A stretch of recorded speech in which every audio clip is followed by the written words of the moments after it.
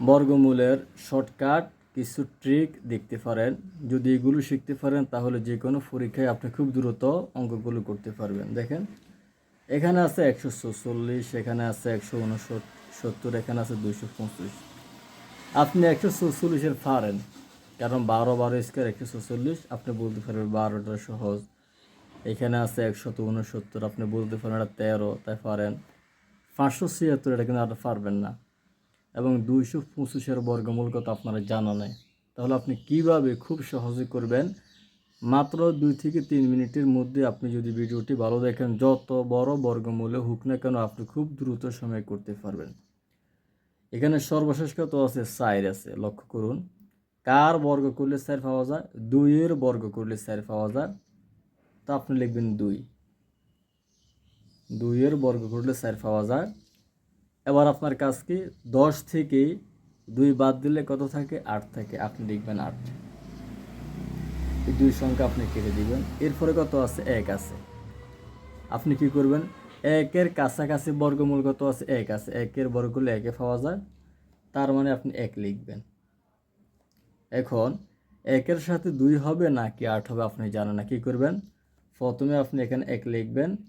1-এর পরের সংখ্যা কত? 2। 1-এর সাথে আপনি 2 গুণ করে দিবেন। 2 গুণ করলে কত হয়? 2 হয়। এখন 1 থেকে 2 ছোট না বড়? 1 থেকে 2 বড়। অতএব এই মানটা কি হয়ে গেছে? ছোট। এই মানটা কি হয়ে গেছে? বড়। এই মানটা যদি ছোট হয় তাহলে এখানে যে 2টা মান আছে, একটা আছে 2, একটা আছে 8, তাহলে যেটা ছোট ওইটা বসিয়ে দিবেন। অর্থাৎ 144-এর বর্গমূল কত হবে? 2। আশা করি বুঝতে পারছেন। এখন 169-এর বর্গমূল কত হবে? আপনি দেখেন এখানে কত আছে? 9 আছে। কার বর্গ করলে 9 পাওয়া যায়? 3-এর বর্গ করলে 9 পাওয়া যায়। এখন আপনার কাজ কি? 10 থেকে 3 বাদ দিলে কত থাকে? 7। আপনি 7 লিখে দেন। এখন এরপর আপনি কি করবেন? এই 2টি অঙ্ক কেটে দিবেন।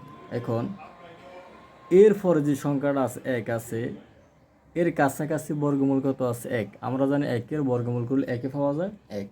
এখন 1-এর সাথে 3 হবে নাকি 7 হবে আমরা জানি না। তো কি করব? প্রথমে 1 লিখব, 1-এর পরে এর পরের সংখ্যা 2। 2 এখন দেখা যায় একটা মান আছে, এখানে একটা মান আছে। অর্থাৎ এই মান থেকে এই মানটা কি? বড়। এই মান থেকে এই মানটা ছোট। ছোট হলে ছোটটা আপনি কি করবেন? এই 3 বসা দিবেন। 169-এর বর্গমূল কত? 13। এখন আপনি বলতে পারবেন এটা তো মিলে গেছে, এটা কীভাবে করব? এটা আরও সহজ। দেখেন এখানে কত আছে? 6 আছে। তো কার বর্গ করলে আমরা 6 পাই? 4 স্কোয়ার কত? 16। মানে 4-এর বর্গ করলে আমরা কত পাই? 16 পাই। তো প্রথমে আপনি 4 লিখবেন। একটা পারলে পরেরটা আপনি নির্দ্বিধায় বের করতে পারবেন। 10 থেকে 4 চলে গেলে 6। এরপর 2 ঘর কেটে দিবেন। এখন কাজ কি? এখানে আছে 5। 5-এর কাছাকাছি বর্গ কত আছে? 2। 2-এর বর্গ করলে 4 পাওয়া যায়, আপনি 2 লিখবেন। এরপরে কি? এখন এই 2-এর সাথে 4 হবে নাকি 6 হবে? আপনি কি করবেন?